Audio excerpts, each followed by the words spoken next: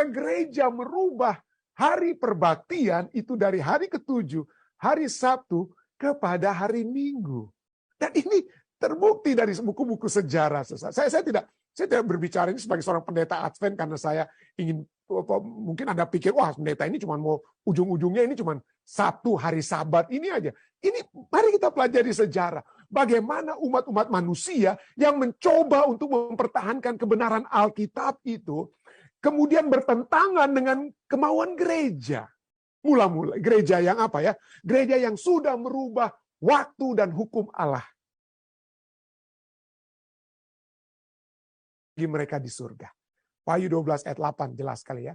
Lukas 10 ayat 18. Masalahnya sekarang, masalahnya sekarang adalah tentu saja bahwa setan dan sepertiga malaikat yang dari surga itu datang ke sini, ke bumi. Datang ke sini, datang ke bumi. Dengan cara apa kita dapat melihat kenyataan bahwa pertempuran ini sedang berlangsung di bumi? Kita dapat melihat, dan saya akan membawa kita untuk melihat dari segi sejarah. Ya, kita dapat melihat bagaimana setan menggunakan bahkan kepalsuan agama, ya, yang mana itu untuk supaya apa ya? Mencoba untuk mengejar keturunan atau pengikut-pengikut daripada Yesus, ya. Dan kita tahu itu sudah terjadi di waktu masa sejarah lalu dan itu sedang berlangsung sekarang pada saat ini. Apakah satu-satunya harapan kita untuk mengalahkan musuh kita dalam pertempuran ini? Apa pengharapan bagi saudara dan saya? Mari kita lihat. Mari kita coba jawab kedua pertanyaan ini ya. Kenyataan bahwa pertempuran itu sedang berlangsung dan bagaimana harapan saudara dan saya untuk mengalahkan setan pada saat ini. Oke, kita sudah lihat. Ini bagian tambahan kita ya. Kita sudah melihat bagaimana ada peperangan di surga. Oke, peperangan di surga. Dia melawan langsung Allah. Setan langsung melawan Allah ya. Wahyu 12 ayat 7-8 katakan, maka timbullah peperangan di sorga. Mikael dan malaikat-malaikatnya berperang melawan naga itu. Setan, ular tua, Lucifer ya. Dan naga itu dibantu oleh malaikat-malaikatnya. Tetapi mereka tidak dapat bertahan. Yaitu naga dan malaikat-malaikat itu dapat bertahan. Maka mereka tidak mendapat tempat lagi di sorga. Kita sudah melihat dari Yeskiel. Kita sudah melihat Yeskiel 28. Yesaya pasal 14. Dan Wahyu 12 itu berbicara bagaimana Seta atau Lucifer itu diturunkan, dikeluarkan, dilemparkan keluar dari surga. Ya, keluar mereka dari surga. Kemana mereka? Ke bumi. Ya, ke bumi. Dan di bumi dia nggak tinggal diam. Dia cuma tidak langsung bertobat. Susah. Dia tidak langsung diam-diam aja. Tidak ya. Di bumi dia juga berperang. Ada peperangan. Dia berperang melawan umat Allah. Mari kita lihat. Wahyu 12 ayat 13 katakan apa? Saya ingin kata-kata kita lihat ya. Bumi dia apa? Memburu. Dia sudah dilemparkan. Ya. Dia dilemparkan. Nah, itu tadi kita sudah baca Wahyu 12 ayat 7-8. Lalu sekarang ayat 13. Dan ketika naga itu, yang tadinya berperang melawan Mikael di sorga, ketika ia sadar bahwa ia telah dilemparkan di atas bumi, maka ia memburu. Ia berperang sekarang melawan perempuan yang melahirkan anak laki-laki itu. Nah, siapa perempuan ini? Kita lihat, oh mungkin Anda langsung, oh ini perempuan ini mungkin menunjukkan kepada Maria ya. Kalau Anda membaca firman Tuhan ya, membaca Alkitab, kita melihat bagaimana misalnya, banyak sekali ayat-ayat berbicara tentang gereja itu sebagai pengantin apa? Pengantin wanita dan Yesus itu sebagai pengantin pria. Yesus menerima perempuan itu, wanita itu, dengan kata lainnya. Nah, kalau Yesus itu adalah apa ya? Kalau Yesus kita lihat adalah ya, pengantin pria dan wanita itu adalah gereja. Jadi perempuan atau wanita itu adalah berbicara tentang umat-umat Allah yang khusus. Jadi ini bukan sedang berbicara kepada Bunda Maria, tetapi umat-umat Allah yang merupakan umat-umat perjanjian. Pertama-tama ini sedang berbicara tentang siapa ini? Ini sedang berbicara tentang umat-umat kudus Tuhan yang memiliki perjanjian dengan Allah, keturunan Abraham. Ya, ini masih keturunan Abraham. Ini sedang berbicara tentang apa ya? Tentang orang dari orang Yahudi, dari umat Tuhan yang mula-mula, maka Yesus lahir di situ ya. Itulah perempuan. Perempuan itu melambangkan umat-umat Tuhan. Ya, dan tentu saja Maria ibu Yesus adalah bagian dari umat Tuhan yang setia, yang sedang mendengar, yang telah menerima perkataan malaikat yang mengatakan walaupun dia perawan dia akan melahirkan seorang apa ya? Seorang anak laki-laki. Dan ini sedang berbicara tentang umat-umat Tuhan yang murni. Ya, pengantin-pengantin wanita Tuhan. Dan pada saat itu dia buruh. Jadi umat-umat Tuhan itu dia buruh, umat-umat Tuhan yang melahirkan anak lelaki itu. Tetapi kemudian kita tahu bagaimana anak laki-laki itu kemudian apa ya? Naik ke surga. Ya, dibawa ke hadirat Tuhan. Dan apa yang terjadi kemudian? Nah, kita lihat ya. Ketika naga itu sadar bahwa ia telah dilemparkan di atas bumi, ia memburu perempuan yang melahirkan anak laki-laki itu. Kita sudah baca ayat 13. Baca ayat 14. Kepada perempuan itu. Nah, sekarang bukan lagi setelah Israel dahulu, kemudian gereja itu seperti Petrus katakan, itu dialihkan kepada Israel rohani. Itu kepada apa? Gereja mula-mula yang murni. Kepada pengikut-pengikut Kristus yang mula-mula. Kepada umat-umat Tuhan yang mula-mula murni. Saya katakan murni. Kenapa? Karena wanita di dalam kitab Wahyu itu berbicara tentang wanita yang murni dan juga berbicara tentang pelacur. Adanya pelacur. Yang satu berpakaian putih, yang satu berpakaian ungu. Ya, wanita yang berpakaian ungu. Jadi ada satu saat di mana umat-umat Tuhan itu murni. Ya. Lalu kemudian mulai apa ya? Mulai menjadi apa?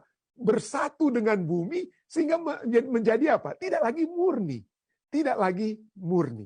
Ya, gereja yang kemudian tidak lagi menjadi gereja yang murni. Tapi yang pertama-tama gereja itu murni ya. Dan kepada perempuan itu, gereja yang murni, yang walaupun kemudian nanti akan ada gereja yang tidak murni, tapi yang murni itu terus pertahankan. Tuh kita sedang berbicara tentang umat yang sisa. Umat yang sisa, nanti kita akan lihat ya. Jadi kepada umat sisa ini, kepada gereja yang murni ini, diberikan kedua sayap dari burung nasar yang besar, supaya ia terbang ke tempatnya. Di mana tempatnya? Coba kita perhatikan. Di padang gurun. Di tempat pengasingan. Di tempat persembunyian dengan kata lain. Padang gurun adalah tempat orang-orang bersembunyi. Sukar orang yang mau mencari. Sedangkan Osama bin Laden aja waktu dikejar-kejar ya. Lari dia kemana ya? Ke padang-padang gurun di Afghanistan ya. Supaya dapat bersembunyi. Di situ dikatakan perempuan itu, gereja mula-mula yang murni itu, atau umat-umat Tuhan yang murni itu, dibawa ke padang gurun tempat bersembunyi, di mana ia dijaga, dilindungi, dipelihara jauh dari tempat ular itu. Jauh dari serangan setan. Di mana setan itu berkuasa? Dia berkuasa di kota-kota besar. Dia berkuasa di tempat-tempat mana politik dan negaraan itu dia kuasai. Ya, dia tidak apa? Jadi umat-umat yang Tuhan yang benar itu dilarikan bersembunyi di tempat-tempat persembunyian. Berapa lama jangka waktunya? Jangka waktunya disebutkan apa? Ia dipelihara jauh dari tempat ular itu selama 1 masa, tambah 2 masa, tambah setengah masa, 3,5 masa. 1 tambah 2 tambah setengah, 3,5 masa. Jadi dia itu apa artinya dia dikejar dan dipelihara selama 3,5 masa? Apa artinya dikejar selama 3,5 masa? Artinya, dan juga ada persamaannya ya, ia lari ke padang gurun ini, kita sudah baca Wahyu 12 ayat 14. Itu juga sudah dibahas sebelumnya juga dalam Wahyu 12 ayat 6. Itu kenapa ini satu tema yang kita lihat diulang-ulangi terus. Sudah sebelumnya disebutkan lagi. Tapi disebutkan sebelumnya itu bukan 3,5 masa. Wahyu 12:6 sama hal yang sama ya. Perempuan itu sama seperti Wahyu 12 ayat 14. Perempuan itu diberikan sayap, di mana dia dibawa, dia lari atau terbang ke padang gurun, di mana telah disediakan suatu tempat baginya oleh Allah supaya ia dipelihara. Sama-sama ada kata padang gurun. Di kedua ayat ini, sama-sama ada kata dipelihara. Sekarang yang sedikit beda, nanti kita lihat ada sebenarnya sama aja, bukan beda. Pengucapan atau pengungkapan kata apa? 1 masa, 2 masa, setengah masa, 3,5 masa. Tapi di Wahyu 12 ayat 6 bukan 3,5 masa, tapi 1.260 tahun. 1.260 tahun. Jadi ada seakan-akan dari kedua ayat ini, sama-sama ke padang gurun, dipelihara, sama-sama dipelihara. Jangka waktunya kapan? 3,5 masa, yang satu 1.260 hari. Nah, bagaimana ini samanya? Bagaimana ini bisa sama ini 3,5 masa? Mari kita lihat. 3,5 masa dengan 1.260 hari ini, apa ini sangat signifikan ya? Ini bukan hanya muncul di Wahyu pasal 12. Ya. Kita lihat ada persamaannya nanti. Coba kita terus tanam dalam pikiran kita. 3,5 masa, 1.260. Bagi Anda yang lainnya mungkin sudah sering dengar ini dia ya. Kita ulang saja, merefresh aja pelajaran nubuatan kita ya. Jadi 3,5 masa, 1.260 hari. Lalu Wahyu 13 ayat 5 juga berbicara tentang apa ya? tentang usaha daripada naga, tapi sekarang naga ini menggunakan apa?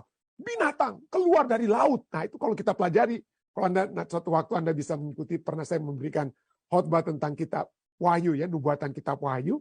Anda bisa melihat itu ya di Facebook atau YouTube ya dari Jemaat Fisdak di khotbah-khotbah tersebut, kita melihat bagaimana naga ini menggunakan antek-anteknya, dan salah satu anteknya dalam Wahyu pasal 13 adalah binatang yang keluar dari dalam laut. Dan binatang keluar dari dalam laut itu menerima kuasa daripada naga, dan dia seakan-akan memiliki kuasa. Berapa lama jangka waktu berkuasanya dia? Sehingga umat-umat Allah aja dikejar-kejar dengan kata lain. Nah, kita sudah lihat 3,5 masa, 1260 hari. Lalu sekarang Wahyu 13 ayat 5 berbicara tentang lain apa? Dan kepada binatang itu diberikan mulut yang penuh kesombongan dan hujat. Kepadanya diberikan juga kuasa. Kuasa untuk melakukan apa? Penganiayaan tersebut, kekuasaan tersebut. Selama 42 bulan lainnya. Oke, 42 bulan lain. Baik, kita sudah lihat 3,5 masa, 1260 hari, 42 bulan. Nah, kenapa seakan-akan saya samakan semua ini? Ya, kalau 3,5 masa dengan 1260 hari ya tadi kata-katanya sama-sama di Fatsal yang sama ya. Tapi pendeta ini kan di Fatsal 13 sudah berubah dong ini. 42 bulan ya. Mari kita lihat apakah 42 bulan itu bisa disamakan dengan 1260 hari? Apa ada ayatnya? Oh, ada. Ada ayatnya ya. Mari kita lihat kembali ya. Apakah 42 bulan itu bisa disamakan dengan 1260 hari? Wahyu 11, nah ini kita sudah baca tadi, Wahyu 12, Wahyu 13. Mari kita mundur lagi sedikit ke Wahyu 11. Wahyu 11 ayat 2-3 berbicara juga tentang kuasa daripada naga yang diberikan kepada binatang yang keluar dari apa? Keluar dari laut, dan itu apa yang dia lakukan? Dia menginjak-injak kota suci. Nah, di sini dikatakan apa? Wahyu 11 ayat 2-3 katakan apa? Mereka akan menginjak-injak kota suci 42 bulan lamanya. Ya, pertanyaan saya tadi, apa 42 bulan ini pendeta bisa kita hubungkan dengan 1260 hari? Bisa. Kenapa? Ayat 3. Ayat 3 katakan apa? Dan aku akan memberi tugas kepada 2 saksiku supaya mereka bernubuat sambil berkabung 1260 hari lamanya. Wah, kita lihat ini 42 bulan itu kembali ujung-ujungnya itu berhubungan dengan apa? 1260 hari. 1260 hari yang ujungnya berhubungan dengan 3,5 apa ya? 3,5 masa. Jadi kita ulangi lagi ya. Wahyu 13 ayat 5 berbicara tentang apa? 42 bulan. Wahyu 12:6 ayat 6 berbicara tentang 1260 hari. Wahyu pasal 12 ayat 14 berbicara tentang 3,5 masa. Wahyu pasal 11 berbicara tentang 42 bulan dan 1260 apa? Hari. Jadi coba kita lihat ini semua satu jangka waktu tentang kekuasaan daripada yang terbesar daripada naga yang melakukan peperangan di bumi, ya, dan dia menggunakan antek-anteknya untuk menganiaya umat-umat Tuhan yang harus disembunyikan di tempat persembunyian. Seberapa lama waktunya? 1260 hari, ya 1260 hari atau 42 bulan atau 3,5 masa. Nah, ini bukan hanya penting ini 1260 hari ini. Pentingnya itu bukan hanya di kitab Wahyu, saudara. Bukan hanya di kitab Wahyu. Ya. Berbicara juga tentang kuasa yang mencoba untuk menentang Allah dan menentang umat Allah ini di kitab Daniel. Kitab Daniel dan kitab Wahyu itu sangat-sangat berhubungan. Ya. Makanya kita tidak bisa memisahkan nubuatan kitab Daniel, karena kitab Daniel pasal 12 berbicara kitab ini akan ditutup sampai nanti dibuka pada saat orang pengetahuan bertambah. Bukan pengetahuan tentang teknologi saja, tapi pertama-tama pengetahuan tentang kitab Daniel itu dibuka di kitab Wahyu. Setelah pengetahuan tentang firman Tuhan, tentang siapa ini Mikael dalam kitab Daniel. Oh, itu si Matius katakan ini, itulah Yesus Kristus dan lain sebagainya ya. Sehingga pengetahuan tentang kitab Daniel, apa yang akan dilakukan oleh tanduk kecil yang muncul dalam Daniel pasal 7, kemudian itu dibuka terang-terangan di kitab Wahyu. Di kitab Wahyu. Dan itulah, kalau kita lihat kembali ke kitab Daniel berbicara tentang tanduk kecil yang keluar, yang akan menganiaya umat-umat Tuhan. Berapa lama dia menganiaya? Aduh, kalau Anda bisa main tebak-tebakan ya. Anda kan tebak, ini ada berhubungan dengan 1260 hari ini pendeta mungkin ya. Bukan mungkin, pasti. Daniel 7 ayat 25 katakan apa? Iya, tanduk kecil itu akan mengucapkan perkataan yang menentang yang maha tinggi. Jadi usaha pertama untuk berperang melawan Allah. Dan apa? Bukan hanya melawan Allah. Dan akan menganiaya orang-orang kudus milik yang maha tinggi. Ia berusaha untuk mengubah waktu dan hukum. Dan mereka akan diserahkan ke dalam tangannya. Dia akan berkuasa selama 1 masa, 2 masa, dan setengah masa. Waduh, ujung-ujungnya kembali kemana ini saudara ya? Kembali kepada Wahyu 12. Ya, Wahyu 12 ayatnya yang ke-14. Ya, menganiaya, kenapa? Dia akan berusaha mengubah waktu dan hukum.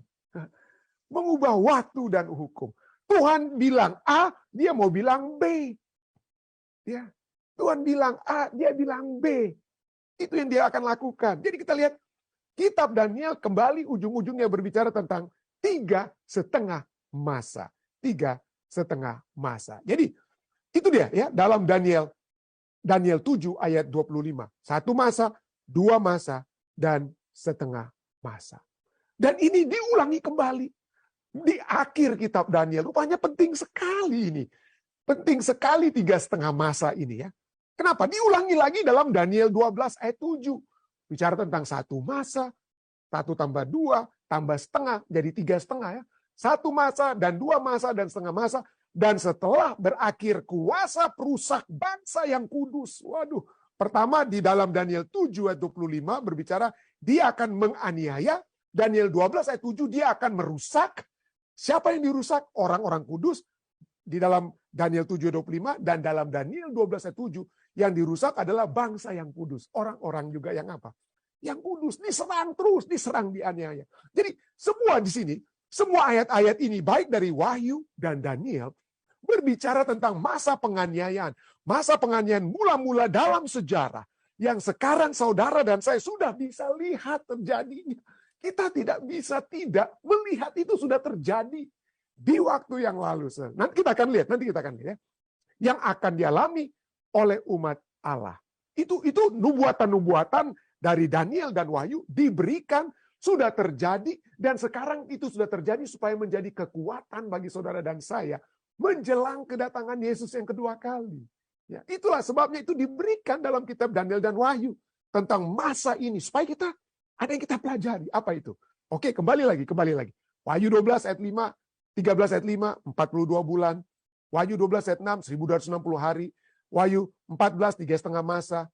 Wahyu 11, 42 bulan dan 1260 hari. Daniel 7, Daniel 12, 3,5 masa. Apa mereka ini semua sama, pendeta? Ya, betul sekali. Semuanya merujuk kepada satu jangka waktu yang sama. Apa maksudnya?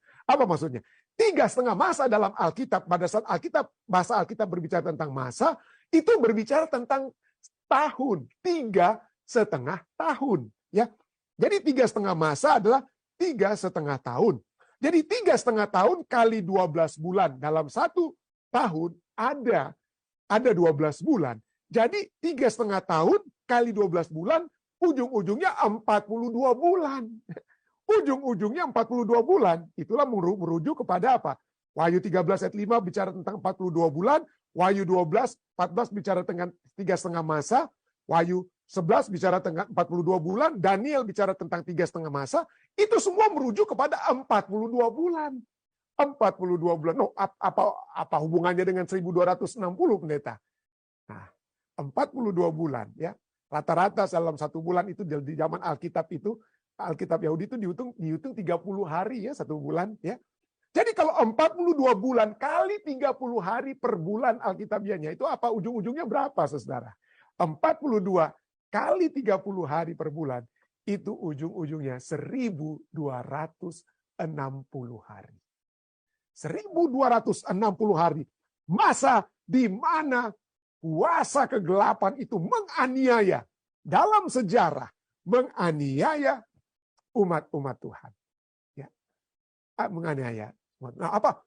Kapan itu 1260 hari? Apa ini 1260 hari ini kapan itu pendeta dalam sejarah? Nah, sebelum saya menjawab itu, 1260 hari di dalam Alkitab, ya, itu satu hari nubuatan. Ini semua kan nubuatan ya. Satu hari nubuatan itu ujung-ujungnya itu adalah merujuk kepada 1 tahun, ya, secara literal.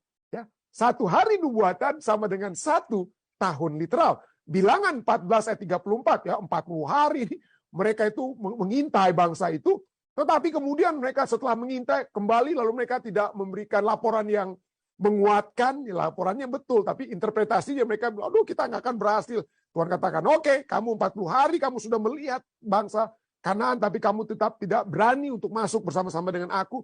Kamu akan kembali mengembara untuk 1 hari kamu berada mengintai, akan menjadi 1 tahun. Jadi 1 hari dihitung 1 tahun. Dan dalam Yeskiel 4 ayat 6, ini berbicara, aku menentukan bagimu dalam Yeskiel 4:6, 1 hari untuk 1 tahun.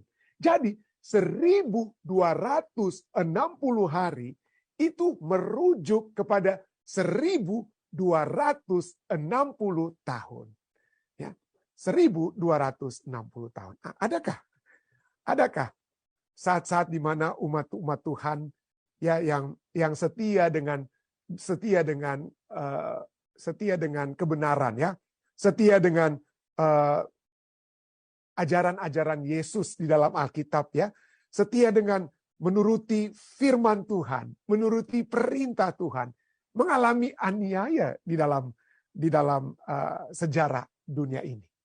Adakah saat di mana ya kebenaran itu telah dikacaukan oleh setan?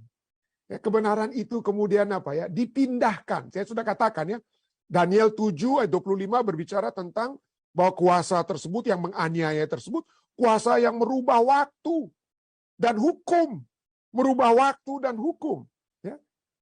Dan apabila orang-orang yang tidak mengikuti waktu dan hukum yang dirubah, maka mereka yang tidak menuruti anjuran itu akan dianiaya. Adakah itu dalam sejarah? Tentu saja. Kalau Anda membaca sejarah-sejarah, buku-buku sejarah, ada saat-saat tertentu di dalam sejarah dunia ini, khususnya di Eropa, yang disebut dengan the Dark Ages.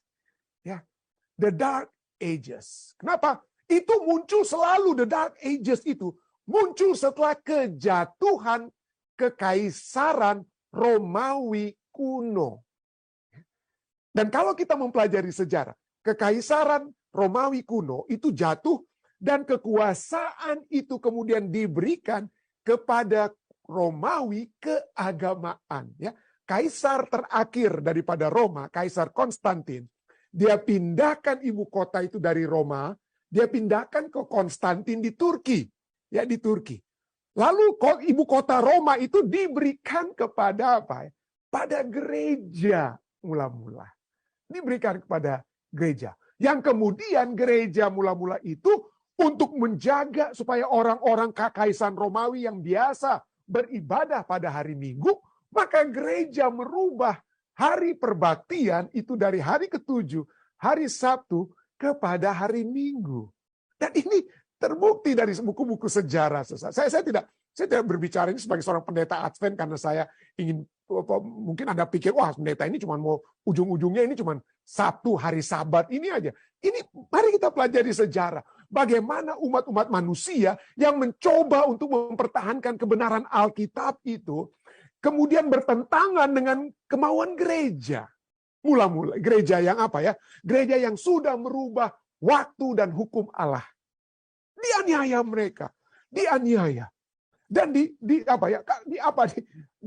dihukum mati oleh pemimpin-pemimpin agama di abad ke-8 atau abad pertengahan. Hanya boleh ada 2 gereja yang berkuasa, gereja Romawi, ya, Romawi Katolik, dan juga gereja Anglikan pada saat waktu lalu, ya. Dan ada usaha-usaha untuk merubah, dan itulah munculnya reformasi Protestan. Ya, Martin Luther membuat reformasi Protestan oleh sebab dia melihat bagaimana gereja itu telah menyimpang dari dari Alkitab. Makanya reformasi Protestan, Martin Luther berbicara tentang sola scriptura, kembali kepada Alkitab. Sola fide, kembali kepada iman. Sola gratia, kembali kepada rahmat Tuhan. Tetapi gereja tidak. Gereja yang menentukan segala sesuatunya. Dan sejarah pembantaian demi pembantaian orang-orang yang mencoba untuk mempertahankan kebenaran itu terbukti tidak bisa dipungkiri. Ya. Massacre, salah satu contoh, massacre Saint Bartholomew's Day, ya. Pada hari Santo Bartolomeo ada pembunuhan yang dilakukan oleh gereja terhadap kaum yang mempertahankan kebenaran, kaum Huguenots yang dianiaya, dimusnahkan pada tahun-tahun tersebut. Ini bukan dari apa, itu dari Ensiklopedia Britannica. Kalau Anda mau pikir ini kan cuma Anda bisa baca langsung sumber-sumber, ya, buku-buku sejarah tentang Saint Bartholomew's Day Massacre, ya, atau martir dan lain sebagainya. Muncul bahkan di Christianity Today, ya, dan lain sebagainya. Begitu hebat bagaimana penganiayaan. Jadi pada saat gereja berkuasa, pada saat Konstantin itu memberikan kuasanya kepada gereja. Kapan itu diberikan? Gereja memiliki kekuatan mutlak. Gereja mula-mula pada tahun 538. Ya. Disitulah kerajaan Romawi, kekaisaran Romawi kuno berubah dikuasai oleh gereja Roma Katolik, ya. Dengan pausnya yang pertama. Kuasa selama 260 tahun sampai revolusi Prancis di tahun 1798. Kapan itu? 538 sesudah Masehi sampai 1798 itu adalah 1260 tahun. Masa kejayaan gereja Katolik, ya, hebat sekali. 1200 tidak ada yang berani ganggu-gugat. Raja-raja Inggris saja yang kalau mau bercerai menikah kembali, harus sujud menyembah harus pergi ke Roma, ya, ke Vatikan untuk sujud menyembah. Waduh, berkuasa sekali, saudara. Berkuasa sekali gereja sejak Konstantin Sejak Konstantin memberikan takhta Romanya kepada paus yang pertama, ya. Dan itu berakhir pada saat revolusi Prancis di tahun 1798, baca sejarahnya, ya.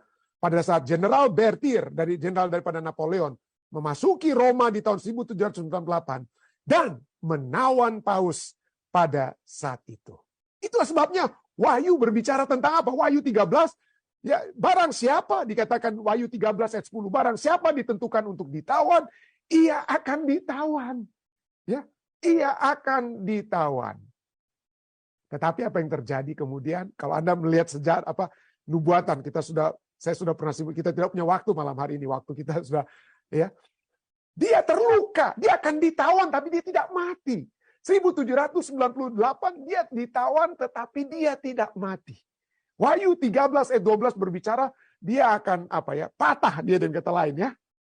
Dia akan luka parahnya sembuh. Luka parahnya sembuh. Sejak kepausan itu berakhir, seakan-akan berakhir ditawan di tahun 1798, di tahun 1920-an kita bisa melihat bagaimana, kalau Anda mengikuti khotbah-khotbah nubuatan saya, ya, kita dapati Mussolini katakan bahwa pada tahun itulah terjadi diberikan kembali Vatikan itu. Mussolini yang memberikan tahun 1920, diberikan kembali Vatikan itu kembali kepada gereja di tahun 1920-an. Maka luka parahnya, koran-koran katakan luka parahnya telah sembuh. Luka parahnya telah sembuh. Dan pada saat itu kembali kepada dalam Wahyu, apa yang akan terjadi? Setelah Wahyu 12, ya. Wahyu 12, bumi datang menolong perempuan itu, ya. Keturunan daripada gereja mula-mula itu, kalau Anda baca Wahyu pasal 12 nubuatan itu berbicara tentang, ya, binatang bumi, ya. Bicara tentang the new world, Amerika Serikat, ya, dan lain sebagainya. Lalu ayat 17, tapi maka marahlah naga itu kepada perempuan itu, lalu pergi memerangi keturunan yang lain. Jadi dia tidak pernah berhenti menyerang keturunan yang lain. Keturunan yang sudah diselamatkan oleh Tuhan selama 1260 tahun itu dalam penganiayaan yang besar sekali yang dilakukan secara terang-terangan oleh gereja. Ya. Pada saat itu, mencoba untuk menghancurkan umat-umat Tuhan yang memelihara hukum-hukum Allah dan memiliki kesaksian Yesus, itu tidak berhasil. Tetapi kemudian setelah luka parahnya sembuh, dikatakan apa? Dia juga terus-menerus akan memerangi keturunan yang lain yang menuruti hukum-hukum Allah dan memiliki kesaksian Yesus. Itulah sebabnya, saudara. Ya, kita akan terus berada dalam pertentangan yang besar. Kita akan terus-menerus dihajar habis-habisan. Ya. Kenapa kita dihajar habis-habisan? Seperti Bapak Simatupang katakan, karena kita bukan di gengnya setan. Makanya kita dihajar terus. Ya. Kita akan terus-menerus dihajar. Tetapi inilah kitab Wahyu. Kitab Wahyu, the Apocalypse itu ya. Apokaliptus kita lihat ya. Seringkali kita berbicara, orang pada saat berbicara tentang kitab Wahyu ini sering digunakan oleh Hollywood untuk film-film horor, saudara. Kalau bicara tentang film horor dan lain sebagainya, sering ayat-ayat dari kitab Wahyu yang digunakan. Kenapa? Kalau Anda membaca kitab Wahyu itu seakan-akan mengerikan. Ya karena Anda terbiasa dengan bukannya membaca Alkitab itu secara langsung, kita sudah terbiasa lah nonton film Hollywood, horor-horor tuh muncul-munculnya dari kitab Wahyu, ya Apokalips ya. Tapi sebenarnya pada saat kita membaca kitab Wahyu, itu fokus kitab Wahyu itu bukan kepada krisis-krisis apa nantinya pendeta nanti menjelang kedatangan Yesus kita kira-kira akan dihantam bagaimana lagi nih oleh si setan ya dan antek-anteknya. Itu kita jangan pusing dengan apa yang setan mau buat. Kita harus lebih melihat seperti kalau Anda membaca kitab Daniel 12 itu betul berbicara Daniel 12 ayat 1 sampai 3 berbicara tentang masa kesesakan yang belum pernah terjadi sebelumnya menjelang kedatangan Yesus. Tetapi itu masa kesesakan itu hanya di tengah-tengah. Yang pertama berbicara tentang Mikael yang menyertai umatnya dan kelepasan yang akan diberikan setelah masa kelepasan tersebut. Jadi kitab nubuatan itu mengajak saudara dan saya untuk berfokus kepada Kristus, bukan kepada krisis. Kenapa? Karena kitab Wahyu ini berbicara bukan tentang krisis, tetapi berbicara tentang Kristus. Ya. Bukan tentang krisis. Ya. Wahyu 1 ayat 1 katakan apa ya? Inilah wahyu Yesus Kristus yang dikaruniakan Allah kepadanya supaya ditunjukkannya kepada hamba-hambanya apa yang harus segera terjadi. Betul kitab Wahyu berbicara tentang ada akan penganiayaan, akan ada orang-orang yang berteriak, Tuhan berapa lama lagi kami akan dianiaya. Tanda-tanda yang mengerikan. Begitu banyak simbol-simbol yang mengerikan. Binatang yang keluar dari dalam laut. Binatang yang mengerikan dengan kepala ini dan itu. Mengerikan sekali mungkin. Simbol-simbol lambang-lambang dari dalam. Tapi itu semua sedang berbicara tentang apa yang harus terjadi. Supaya kita bersiap. Dan fokusnya dari kitab Wahyu itu, coba kita lihat. Inilah wahyu Yesus Kristus. Wahyu 1 ayat 1 katakan ya. Bahasa Inggrisnya the revelation from Jesus Christ, atau ada ayat-ayat bahasa Inggris dalam Alkitab bahasa Inggris the revelation of Jesus Christ. Artinya inilah wahyu tentang Yesus Kristus. Jadi wahyu itu bukan tentang krisis, tapi wahyu itu tentang Kristus, saudara-saudara. Itu berbicara semuanya tentang Kristus. Fokusnya itu tentu saja apa yang akan terjadi. Tetapi bukan hanya tentang apa yang terjadi. Kita tidak perlu khawatir, kita tidak perlu ngeri kalau nanti datang, kamu mau sembah ini atau ini. Kamu mana yang kamu pilih? Kamu kalau tidak saya penggal palamu. Kita nggak perlu takut. Kenapa? Karena wahyu itu diberikan supaya kita dapat melihat ini tentang Kristus. Apa yang Kristus buat saat Sadrak, Mesak, dan Abednego dilemparkan di dapur api. Yesus ada sama-sama dengan Sadrak, Mesak, Abednego di dapur api. Nggak apa-apa mereka di dalam. Nggak terbakar mereka. Jadi betul, apa yang akan terjadi itu mengerikan. Akan ada dapur-dapur api yang membakar kita. Tetapi ini berbicara tentang Kristus. Dan apa yang dia akan buat. Berbicara tentang Kristus, apa yang dia akan buat? Apa itu? Kasih. Ini ya. Wahyu 1 ayat 3-6. Mari kita baca. Berbahagialah ia yang membacakan dan mereka yang mendengarkan kata-kata nubuat ini. Jangan takut.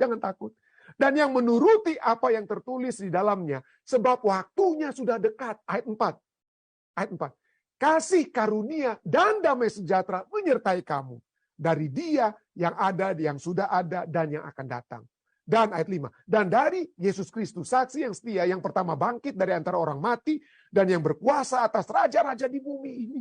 Kita pikir, aduh, kita kan orang kecil nih, masa nih pemimpin-pemimpin dunia ini kok lebih berkuasa mereka dari kita. Di atas mereka ada Yesus Kristus. Bagi Dia yang mengasihi kita, yang memberikan kasih karunia-Nya, yang mengasihi kita, dan yang telah melepaskan kita dari dosa kita oleh darah-Nya, dan yang telah membuat kita menjadi suatu kerajaan, menjadi imam-imam bagi Allah Bapanya. Bagi Dialah kemuliaan dan kuasa sampai selama-lamanya. Amin. Betul, akan ada masa-masa sukar yang akan saudara dan saya hadapi. Tapi akan ada Kristus di samping kita. Dan pada akhirnya, Wahyu berbicara tentang kebinasaan setan. Kita sudah pelajari. Kebinasaan Lucifer, kebinasaan pengikut-pengikut setan. Bukan hanya malaikat-malaikatnya yang sepertiga yang diambil dari surga. Tapi juga orang-orang penguasa-penguasa. Dan semua umat manusia yang mengikuti Dia. Semua akan binasa. Dan yang terakhir dan tetap bertahan untuk selama-lamanya adalah saudara dan saya. Umat-umat Tuhan. Itulah sebabnya pena inspirasi dalam Testimonies to Minister and Gospel Workers halaman 114 ayat 114 katakan apa? Satu hal yang pasti akan dipahami dari studi kitab Wahyu. Bukan supaya kita takut, bukan berpusat pada krisis, bukan. Tapi kepada apa? Bahwa hubungan antara Tuhan dan umatnya itu dekat dan nyata. Bagaimana tadi pertanyaan sekolah sahabat kita? Peperangan itu akan kita hadapi, sedang kita hadapi, telah kita hadapi. Tapi seperti Tuhan telah menyelamatkan umat-umatnya di 1260 tahun. Saat mereka dianiaya oleh kuasa negara dan kuasa agama yang berkuasa saat itu. Umat-umat Tuhan bisa bebas. Maka saudara dan saya pun menjelang kedatangan Yesus yang kedua kali dapat bebas. Kenapa? Karena adanya hubungan yang dekat antara Tuhan dan umat-umatnya. Kiranya ini dapat menjadi kekuatan bagi kita semua. Saya bawa ini dalam nama Yesus. Amin.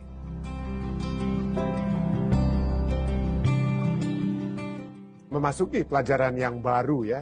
Menarik sekali pelajaran ini. Mungkin ini ada berhubungan dengan apa yang telah terjadi mungkin 2 tahun atau ya 2,5 tahun belakangan ini oleh sebab begitu banyaknya mungkin orang-orang yang telah beristirahat di dalam Tuhan ya, dan juga oleh sebab adanya oleh sebab adanya pandemik, sehingga kita memiliki satu pelajaran sekolah sahabat yang menyatakan tentang tentang masalah-masalah yang sedang hadapi saat ini, penderitaan, kematian, dan adanya tentu saja pengharapan yang dapat menjadi bahagian kita.